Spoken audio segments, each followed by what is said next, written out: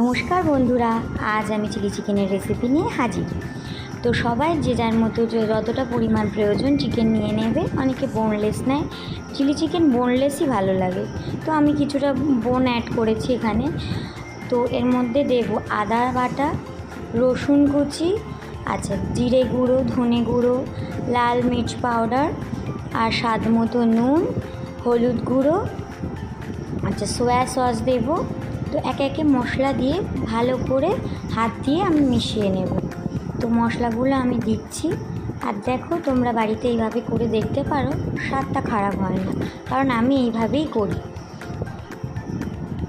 এটা হলো ঘরোয়া আমার ট্রিক। তো আমি এইভাবে করি, আজ অনেক বছর ধরে এভাবে করি।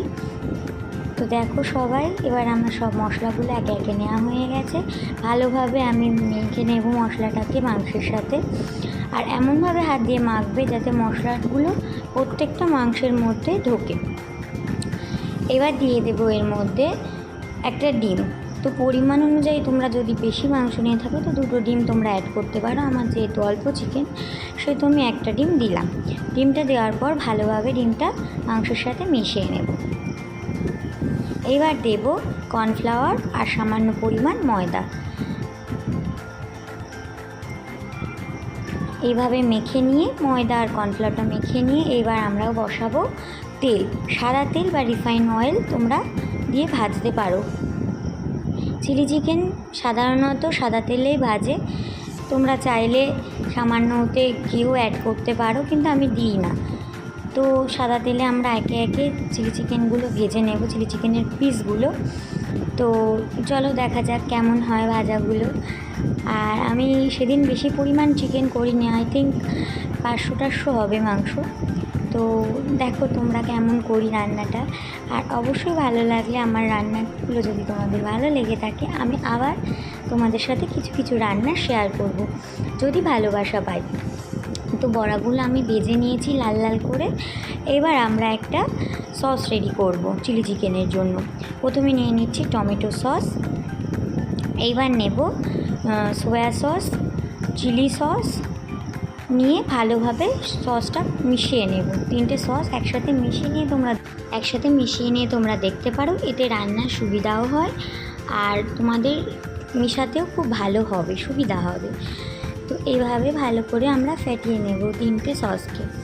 তারপর আমরা আস্তে আস্তে তেলের মধ্যে যে ক্যাপসিকাম, পেঁয়াজ আর টমেটো কেটে রেখেছিলাম সেগুলো আস্তে আস্তে ভেজে নেব। তো এর তেলের মধ্যে আমরা তেজপাতা, দারচিনি আর এলাচ দেব। আমি ক্লিপটা নিতে ভুলে গেছিলাম। আর দেব স্বাদ মতো নুন। একটু ভাজা ভাজা হয়ে গেলে দেব স্বাদ মতো নুন। আচ্ছা, রসুন কুচি, আদা কুচি। এক্ষেত্রে তোমরা পেস্ট ব্যবহার নাই করতে পারো, কারণ কুচিটাই ভালো হয়, স্বাদটা ভালো আনে। আর দেব কিছু লঙ্কা কুচি। এবার একে একে আমরা মশলাগুলো দিয়ে দেব গরম মশলা, লাল মির্চ পাউডার, স্বাদ মতো তোমরা ঝাল কমাতে বাড়াতে পারো। দেব ধনিয়া গুঁড়ো, দেব জিরে গুঁড়ো, দিয়ে মশলাটাকে ভালোভাবে একটু নেড়ে নেব। দিয়ে একদম লো করে গ্যাসের ফ্লেমটা। এবার আমরা যে ভেজে রেখেছিলাম চিকেনগুলো, সেইগুলো ভেজে রাখা সবজির মধ্যে দিয়ে ভালোভাবে মিশিয়ে নেব আস্তে আস্তে। এবার দিয়ে দেব যে সসটা আমরা রেডি করে রেখেছিলাম, সেই সসটা দিয়ে ভালো করে নেড়ে নেব। আর সাথে অবশ্যই আগে থেকে গুলে রাখা কর্নফ্লাওয়ারটা তোমরা ভালো করে ফেটিয়ে নিও।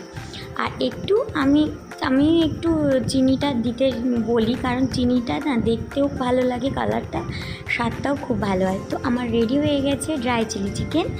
কর্নফ্লাওয়ারটা একটু বসে এলে, একটু ফুটলেই তোমরা নামিয়ে দিতে পারো। আর ভালো লাগলে একটা লাইক, কমেন্ট, শেয়ার আর সাবস্ক্রাইব করে দিতে ভুলো না। টাটা বন্ধুরা।